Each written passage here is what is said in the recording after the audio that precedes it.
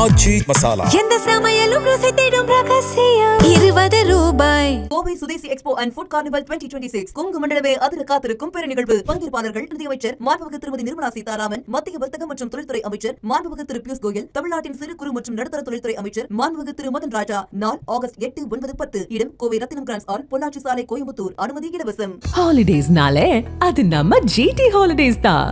GT Holidays, South India's #1 travel brand. You know you are special when you're with GT Holidays.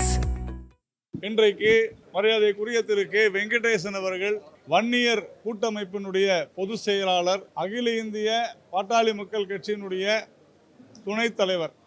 இவர் நம்முடைய பாரதிய ஜனதா கட்சியினுடைய தன்னை இதில் இணைத்து கொண்டு மாநிலத்தினுடைய தலைவர் திரு நயினார் நாகேந்திரன் அவருடைய தலைமையில் மாநிலத்தினுடைய துணைத் தலைவர் திரு VP துரைசாமி அவருடைய முன்னிலையில் தன்னை இணைத்துக் கொள்கிறார். அவருடைய வரவு நல்வரவாக திருவண்ணாமலை மாவட்டத்தை சேர்ந்தவர்.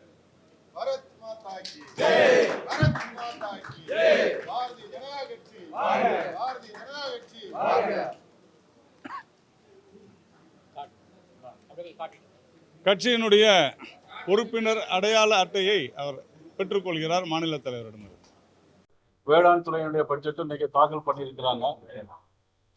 ரொம்ப வருத்தமான செய்தி அப்படின்னா, தமிழ்நாட்டு மக்களுக்கு எதிர்பார்த்தபடி நேற்றைய பட்ஜெட்டிலும் சரி, இன்றைக்குள்ள வேளாண் பட்ஜெட்டிலும் சரி, எந்த விதமான முன்னேற்றங்களும் எந்த விதமான அறிவிப்பும் இல்லை. இதை பொறுத்த மட்டும் எப்படின்னா, the empty vessels makes more sound. காலி பாத்திரம் ரொம்ப சத்தம் போடும். அது மாதிரி இந்த பட்ஜெட்ல ரொம்ப சத்தம் போட்டிருக்கிறாங்க. கிட்டத்தட்ட 4,67,4,67,00,000 இருந்த பட்ஜெட் இப்பொழுது 4,72,00,000 மாறி. ஆனா அதுல மூலதன செலவு எவ்வளவு வந்திருக்கு அப்படின்னா, மூலதன செலவு கடந்த ஆண்டை விட 3,000 கோடி ரூபாய் இப்ப குறைச்சிருக்கிறாங்க. மூலதன செலவு குறைச்சிருக்காங்க. ஆக 5,100 கோடி ரூபாய் அதுல அதிகரிச்சிருக்கு. அதுல பாத்தீங்கன்னா கடன் வாங்குறது மட்டும் 51,000 கோடி ரூபாய் அதிகரிச்சு. ஆக 10 மடங்கு அதிகரிச்சு. கடன் வாங்குறது மட்டும் 10 கோடி ரூபாய் அதிகரிச்சிருக்கிறாங்க. இல்ல தேர்தல் காலத்துல சூறாவளி பயணமா சுத்தி வந்தாங்க. நிறைய திட்டங்கள் அறிவிப்புன்னு சொன்னாங்க. சூறாவளி பட்ஜெட் சொன்னாங்க. ஆனா அந்த பட்ஜெட்ல திருப்பி பார்த்தா ஒண்ணுமே இல்லை. வெறும் எம்டி வெசல்ஸ் தான் இருக்கு. இதுல ஜென்சிய பாத்தீங்கன்னா, ஜென்சிக்கு யாருக்குமே பெரிய அறிவிப்புகள் இல்லை. ஜென்சி இளைஞர்களுக்கு நிறைய திட்டங்கள் எதிர்பார்த்தாங்க. எந்த விதமான அறிவிப்புகள் அதுல இல்லை. அதை குறிப்பா சொல்ல போனா, மாணவர்களுக்கு கிட்டத்தட்ட 4,000 ரூபாய் கொடுப்போம் அப்படின்னு சொன்னாங்க. ஆனா பட்ஜெட்ல எந்த விதமான அறிவிப்பு, இந்த 4,000 ரூபாய் அறிவிப்பு எதுலுமே இல்லைங்க. அவன் மகளிருக்கு பாத்தீங்கன்னா 2,500 ரூபாய் கொடுப்பான் அப்படின்னு சொன்னாங்க. அதனுடைய எந்த விதமான அறிவிப்பு இந்த பட்ஜெட்ல. இந்த பட்ஜெட்டை பொறுத்த மட்டும் வெறும் பூஜ்யமாகத்தான் நாங்கள் கருதுகிறோம். ஒரு ராஜ்யமாக நினைத்து ஆள வேண்டிய இடத்தில் ஒரு பூஜ்யமான பட்ஜெட்டை இன்றைக்கு நமது மாண்புமிகு மரிய வில்சன் அவர்களும் இன்றைக்குள்ள வினோத் அவர்களும் இன்னைக்கு கொடுத்திருக்கிறாங்க. தேர்தலுக்கு முன்னால பாத்தீங்கன்னா நிறைய அறிவிப்புல சொல்லியிருந்தாங்க. ஆனா அறிவிப்புல எதுவுமே முழுமையாக இல்லை. பழைய திட்டங்கள் எதுவுமே புதுசாக பெயர் மாத்தி தான் வச்சிருக்கிறாங்க. பெண்களுக்கு வழங்கிய வாக்குறுதிகள் 2,500 அனைத்து பேருந்துகளிலும் பெண்களுக்கு இலவச பயணம் எல்லாம் சொன்னாங்க. ஆனா ஒரு குடும்பத்திற்கு ஆண்டு ஒன்றிற்கு 6 இலவச கேஸ் சிலிண்டர் தருவோம்னு சொன்னாங்க. கர்ப்பிணி பெண்களுக்கு 26 நிதி வழங்குவோம்னு சொன்னாங்க. பட்ஜெட்ல இது குறித்து எதுவுமே இல்லை. இளைஞர்களுக்கும் பட்டதாரிகளுக்கு ஏமாற்றம். 4,000 வழங்குவோம்னு சொன்னாங்க, இல்லை. ஆனா ஸ்விக்கி, சுமாட்டோ உள்ளிட்ட துரித தொழிலாளர்களுக்கு பல வாக்குறுதிகளை சொன்னாங்க.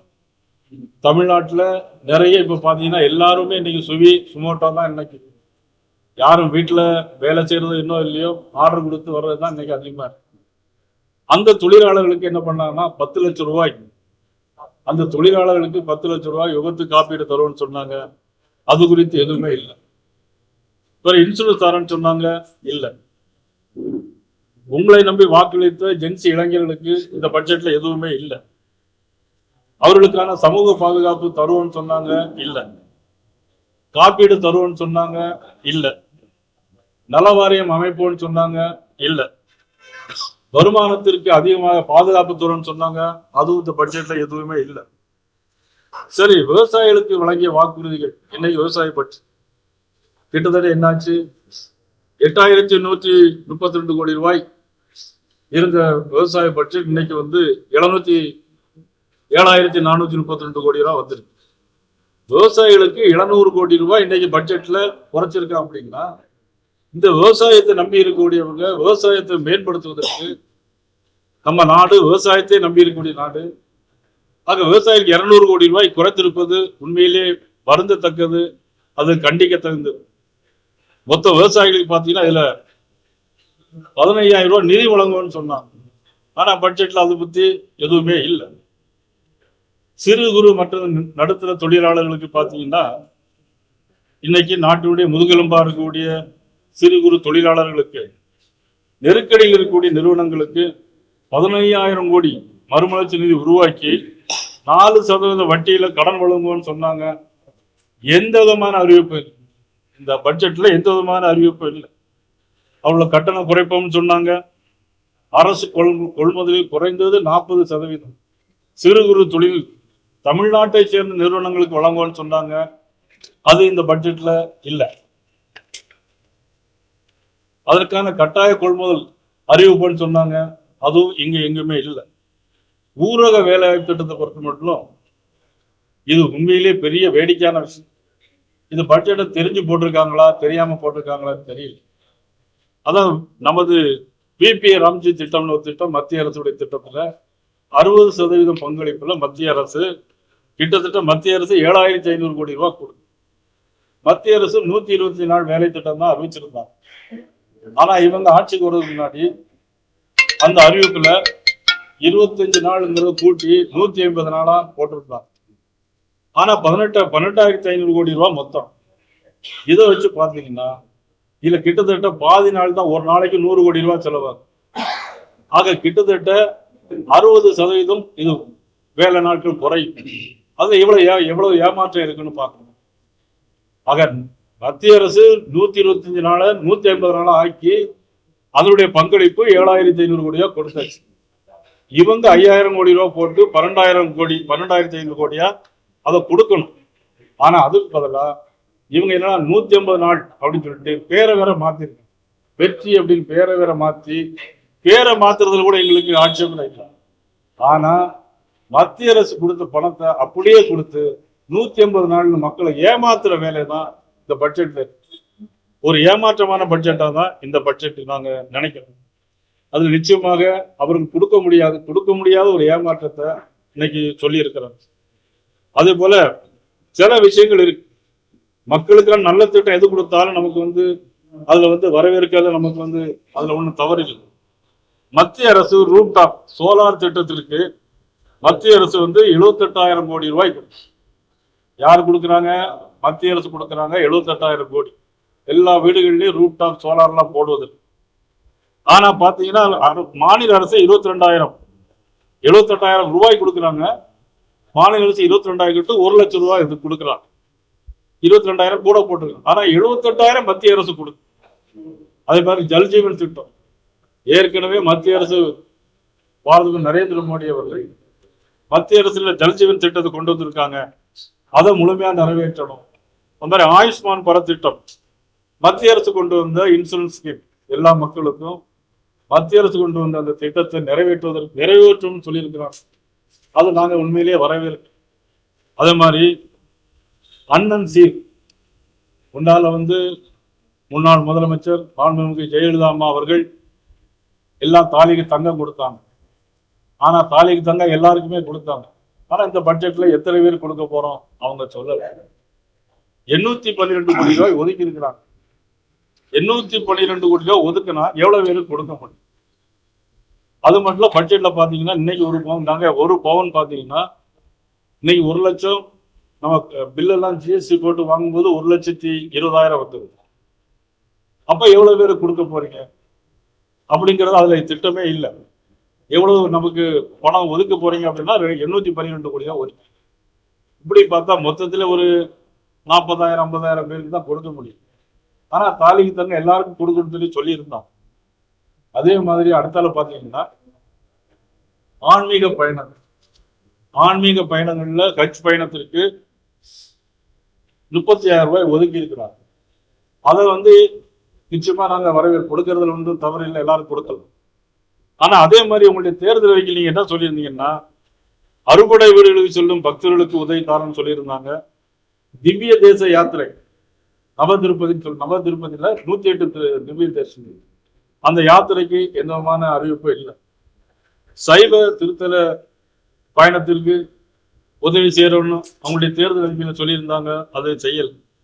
அதே மாதிரி எல்லா மதத்தையும் எல்லா இனத்தையும் ஒன்றாக மதிக்கணும். ஆனா அந்த பட்ஜெட்டை பார்க்கும்போது ஒரு சார்பு அமைப்பாக தான் இந்த பட்ஜெட் அமைங்க இருக்கிறது. முதலமைச்சர் ஒரு சார்ந்துதான் இருக்கிறாரு. இது மத சார்பின் அரசு இல்லை என்பதை இங்க தெளிவாக காட்டுகிறது. மொத்தத்துல 555 தேர்தல் வாக்குறுதி 555 தேர்தல் வாக்குறுதி சொல்லியிருக்காங்க. அதுல 18% கூட இன்னைக்கு அவங்க நிறைவேற்ற 18 மொத்தமே 18% தான் 18 தான் நிறைவேற்றிருக்கு. 585 வாக்குறுதியில் வெறும் 18 வாக்குறுதி மட்டும்தான் அதுல நிறைவேற்றிருக்கு. மீதி எதுவுமே நிறைவேற்ற அதற்கான திட்டங்கள் எதுவும் இல்லை. இன்னைக்கு தமிழர்களுடைய விளையாட்டு பாரம்பரியம் ஜல்லிக்கட்டு பாத்தீங்கன்னா, தேர்தலுக்கு முன்னால ஜல்லிக்கட்டுக்கு 5 லட்சம் உதவித்தொகை வழங்குவோம்னு சொன்னாங்க. மாடுபிடி வீரர்களுக்கு இறந்து போனா 10 லட்சம் ஆயுள் காப்பீடு தருவோம்னு சொன்னாங்க. பட்ஜெட்ல அதை பத்தியே சொல்லல. இப்ப நம்முடைய பாரம்பரிய விளையாட்டான ஜல்லிக்கட்டு இனிமேல் நடத்துவாங்களா நடத்த மாட்டாங்களா, இது யார் இப்படி இந்த பட்ஜெட்டை எப்படி நம்ம ஏற்றுக்கொள்ளுங்கிறது. அது மாதிரி சமூக பாதுகாப்பு வாக்குறுதிகளான முதியோர்களுக்கு முன்னால எல்லாம் 1000 ரூபாய் கொடுத்துட்டு இருந்தாங்க. இவங்க 3000 ரூபாய் தரேன்னு சொல்லியிருந்தாங்க. மாற்றுத்திறனாளிக்கு 3000 ரூபாய் தரேன்னு சொல்லியிருந்தாங்க. அதை பத்தி எதுவுமே பட்ஜெட்ல சொல்ல. சாதிவாரி கணக்கு எடுப்போம்னு சொன்னாங்க, அதற்கான ஆணையம் அமைப்போம்னு சொன்னாங்க. எந்த அறிவிப்பும் இதுல இல்லை. அதற்கான நிதி ஒதுக்கீடு எதுவும் இல்லை. எப்போ தொடங்குவாங்க அல்லது தொடங்க போறாங்களா இல்லையா, எதுவுமே இல்லை. மீனவர்களுக்கு 20,000 ரூபாய் தரேன்னு சொன்னாங்க. ஆனா அது பட்ஜெட்ல பாத்தீங்கன்னா, பட்ஜெட்ல வெறும் 7,000 ரூபாய் தான் ஒதுக்கி. ஆக மீனவர்களுக்கு ஏமாற்றம். எல்லா சமூக மக்கள் மத்தியிலும் எல்லா தொழிலாளர் மத்தியிலும் மிக ஒரு எதிர்பார்ப்பு, எல்லாம் ஏமாற்றமான ஒரு பட்ஜெட்டா தான் இருக்கு. அதே மாதிரி மருத்துவ குடும்ப பாதுகாப்பு காப்பீடு பார்த்தீங்கன்னா 20 லட்சம் ரூபாய். அந்த திட்டத்தை பத்தி எதுலையுமே இதுல சொல்லவே இல்லை. கடன் அடைப்போம்னு சொன்னாங்க. நம்ம பைனான்ஸ் செக்ரட்டரி நேற்று சொல்லியிருக்காரு, இன்னும் 50 வருஷம் ஆனாலும் எந்த கடனையும் அடைக்க முடியாது. நாங்க டெய்லி 10,000 கோடி ரூபாய் வாங்கிட்டு இருக்கிறோம், ஆனா எந்த கடனையும் யாரும் அடைக்க முடியாது. அப்போ உங்களுடைய திட்டம் என்ன, உங்களுடைய நிர்வாக திறமை எங்க இருக்கு, வருமான வரி என்ன, வருமானத்துக்கு என்ன வழி பண்ணிருக்க அப்படிங்கிற பட்ஜெட்ல எந்த விதமான அறிவிப்பு இல்லை. தேர்தலுக்கு முன்னால 16 லட்சம் கோடி கடன் இருக்குன்னு சொன்னாங்க. அது அவருக்கே தெரியும், முதலமைச்சர் தெரியும். அவங்க அவங்களுடைய தேர்தல் பரப்புரையில சொன்னாங்க 14 லட்சம் கோடி ரூபாய் கடன் இருக்கு. அதுக்கப்புறம் இப்ப வெள்ளரிக்கை சொல்லியிருக்காங்க, அது 14 லட்சம் கோடி ரூபாய் கடன் இருக்குன்னு சொல்லிடுறாங்க. ஆனால் இந்த ஆண்டில் மட்டும் சட்டப்படி அனுமதிக்கப்பட்ட அளவான 1,22,00,000 கோடி வரை கடன் வாங்குவோம். எவ்வளவு வாங்குவோமோ அவ்வளத்தையும் வாங்கிடுவோம் அப்படின்னு சொல்லியிருக்காங்க. ஒரு நாடு முன்னேற வேண்டும் சொன்னா ஒரு நாட்டினுடைய கட்டமைப்பு வசதி, ஒரு நாட்டினுடைய இன்ஃப்ராஸ்ட்ரக்சர் வசதி மேம்பாடு இருந்தால்தான் அந்த நாடு முன்னேறும். அதற்கான எந்த அறிகுறிகளும் இப்ப கூட நீங்க நந்தனம் வரைக்கும் மேம்பாலம் பிடிச்சி வேலையே எங்கேயும் நடக்கல, கான்ட்ராக்ட் ஒர்க் எங்கேயுமே நடக்கல. எல்லா ரோடு வேலையும் நிப்பாட்டி வச்சிருக்காங்க. நிப்பாட்டி வச்சிருந்தா எப்படி கட்டமைப்புகளை மேம்படுத்த முடியும், எப்படி அந்த மூலதன செலவுகள் எப்படி செலவு செய்ய முடியும்? இதெல்லாம் பெரிய ஒரு ஏமாற்றமாக நான் ஏற்கனவே சொன்னது போல மூலதன செலவு 56,958 கோடி, 8,000 கோடி ரூபாய் இந்த மூலதன செலவு போட்டிருக்காங்க. 56,980 கோடி ரூபாய் இந்த ஆண்டு மூலதனம். இந்த ஆண்டுக்கு இந்த 8 மாசம் தான் இருக்கு. இந்த 8 மாசத்துக்கு எங்க power plant, Ennore power plant பைனான்ஸுக்கு 8,000 கோடி ரூபாய் ஒதுக்கிருக்காங்க. 8,000 கோடி ரூபாய் 7 மாசத்துல எப்படி செலவு பண்ண முடியும்? அது எப்படி ஏமாற்ற? இது பேஸ் மேனர்ல பண்ண போறீங்களா, இல்ல இந்த ஆண்டே செலவு பண்ண போறீங்களா? இது பட்ஜெட்ல தெளிவான அறிக்கை எதுவுமே இல்லை. அதே மாதிரி 70,000 வீடு கெட்டுத்தரணும் பட்ஜெட்ல ஒதுக்கிருக்காங்க. ஒரு மாசத்துக்கு 10,000 வீடு கட்டினாலே பெரிய விஷயம். 10,000 வீடு கட்டினாதான் 70,000 வீடு கட்ட முடியும்.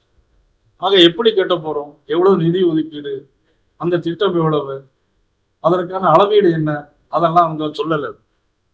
அப்புறம் 200 ஹாஸ்டல், 3,200 கோடி 8 மாசத்துல எப்படி கட்ட முடியும்?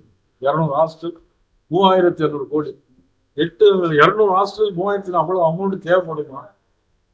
அதனுடைய திட்டங்கள் என்ன, ஒரு ஹாஸ்டலுக்கு எவ்வளவு, இதுல எதுவுமே குறிப்பிடாம பொதுவா ஒட்டுமொத்தத்துல போற போக்கில் எழுதி வச்சுட்டு போற மாதிரி ஒரு படத்துல சொல்லுவாங்க தெரியுமா, சுந்தரராஜ் ஒரு படத்துல சொல்லுவாங்க, கீழே போட்டு எடுப்பா, எதப்பா கீழே போட்ட, பேப்பரை தான் போட்டோம்.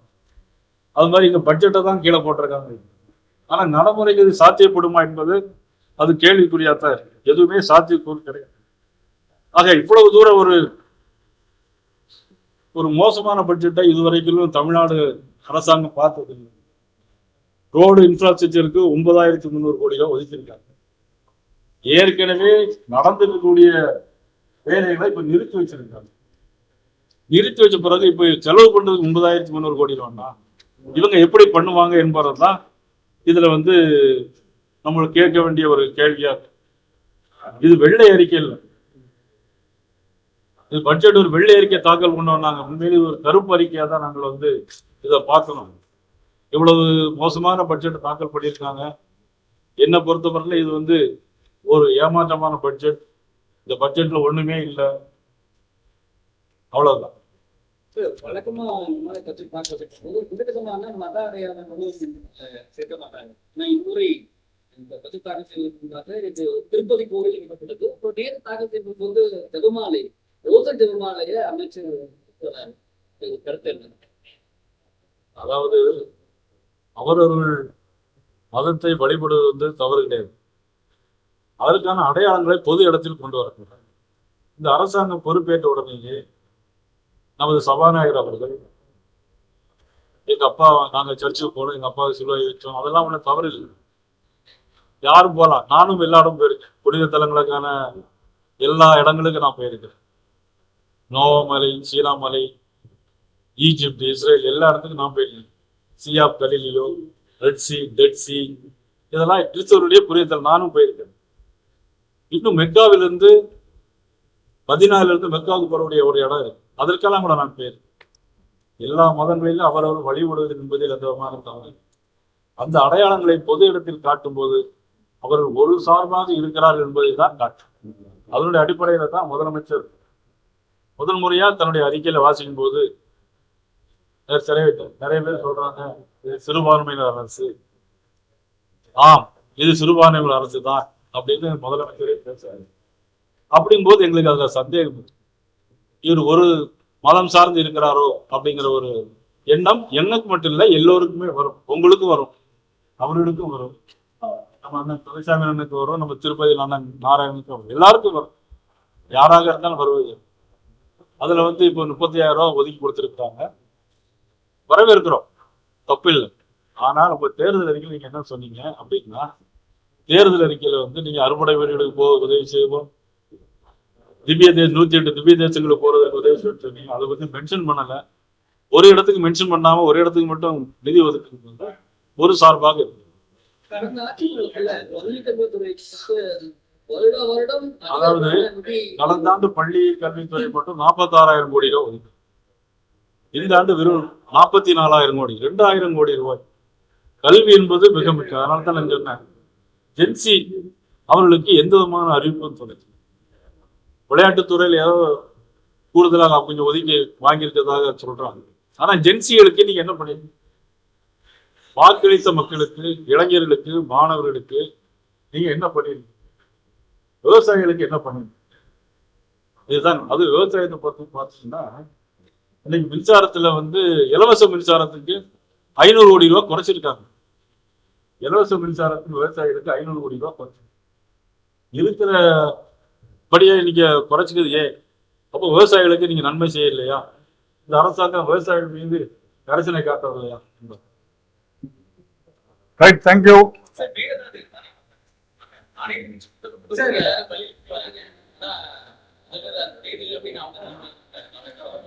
அவங்க தரப்புல சொன்னாங்களா, முதலமைச்சர் சொன்னாங்க?